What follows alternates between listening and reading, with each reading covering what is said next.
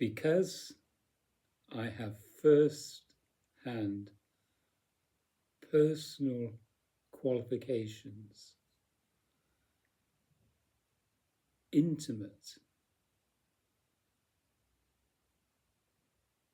an intimacy that cannot be denied, that God is a disposition, that God is a feeling beyond any other feelings,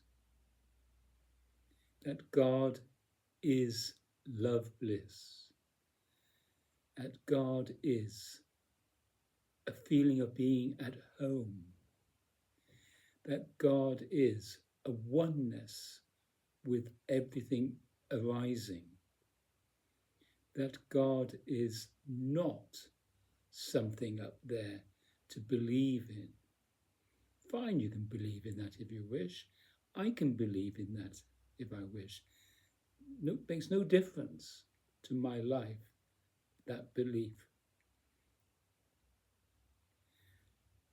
The belief that God is like a Santa Claus, there to be given a life of luxury or what have you. A God that you believe to be a parent that's going to look after you. That's just shunning off responsibility.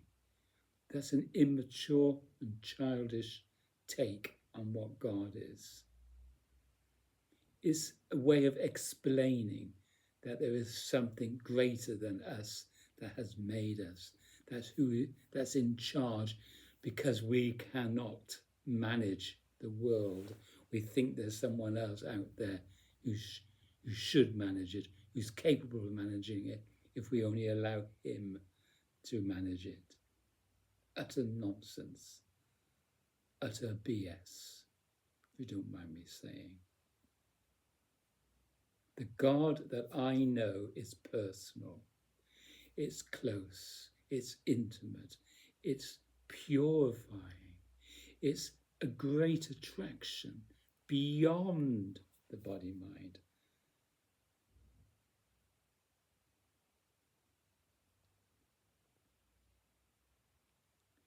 God is not a who, but a what. God is a disposition, the God place, the God disposition. It's a space, the God space, likened to the open hand, likened to a cup. To allow God into your life is to surrender this nonsense. There's no way the body-mind, which we call yours, and this is my body-mind, it's not really. We don't have a body-mind. Consciousness is what is living the body-mind. And we can give it a name. Fine, no big deal. When we are out, when there's no ego, then God can live the body-mind. And why the world is like it is, for how many thousands of years has it been like it is? For how many thousands of years have there been wars and conflicts and disagreements and confusion? Not just big wars killing millions of people, but subtle wars within your own families. Because adults are sinning, separating themselves from what God is. This separative activity is not necessary. Pinching, strangulating. We've become so selfish, so self-possessed. No matter what we do, even an act of kindness is often very selfish. Apparently it's not. But we're satisfying ourselves, we're satisfying an urge. We do things for others in order to be liked and pleased, and gives us a feeling of satisfaction.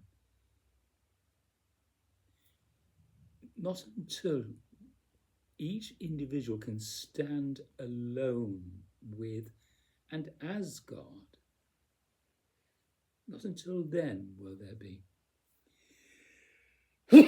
absolute joy and peace on earth in one's own circumstance. This is why we've had enlightened masters. We've had teachers like Jesus, like Buddha, and also like Adidas Samvaj, my teacher, who has taught me, who has re-educated me, and who has given me a practice of real divine communion, which purifies the body-mind from its separative activity. He has given me this great alternative that I practice day in, day out, day in, day out. He has said, forget yourself and remember me. That's what Jesus said. That is what, if you like, the sun is saying. The sun in its brightness is saying, stop dwelling on the clouds.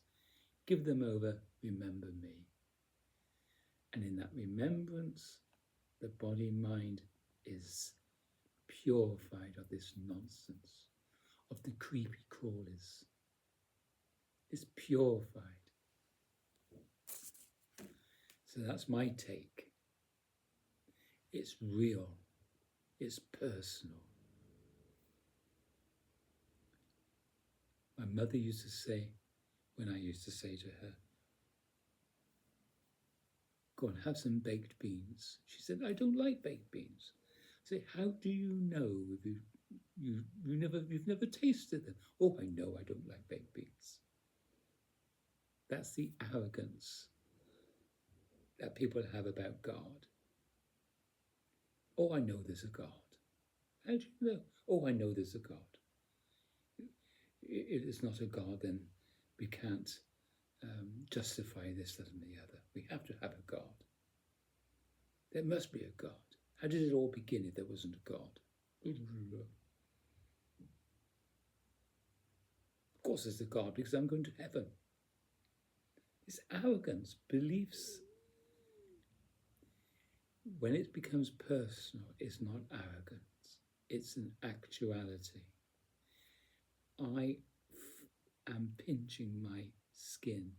I know that it hurts. Well, that's what we're doing. We're self-contracting. We're strangulating God. We've got to own up to the fact that we are doing, each individual is doing this nonsense. It's got to be understood. And then we've got to have that great alternative. And it works. We all know that water quenches thirst. We all know that we need air. We all know that fire's hot. We all know what sweetness tastes like. That's not arrogance.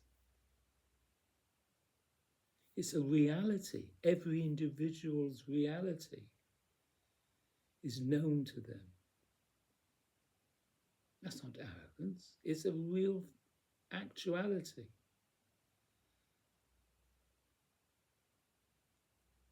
But when you start saying, this is better than that, and that's better than, my religion's better than this, and oh, your religion is nonsense, and my way of life is much better than your way of life.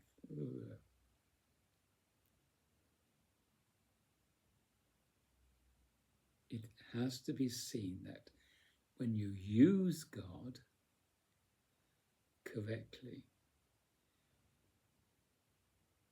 communing with God, it purifies one. It changes the body and mind. As Jesus said, you've got to be born again. And that's exactly what happens. Born of the Spirit. It has to be real. It has to be.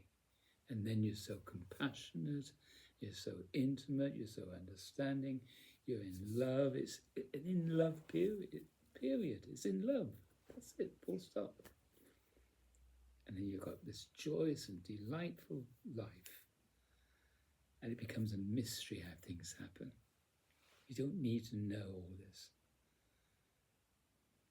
This is inherent knowledge. It's intuitive.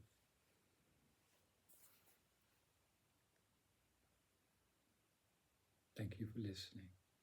Be attracted to that. Find the God man.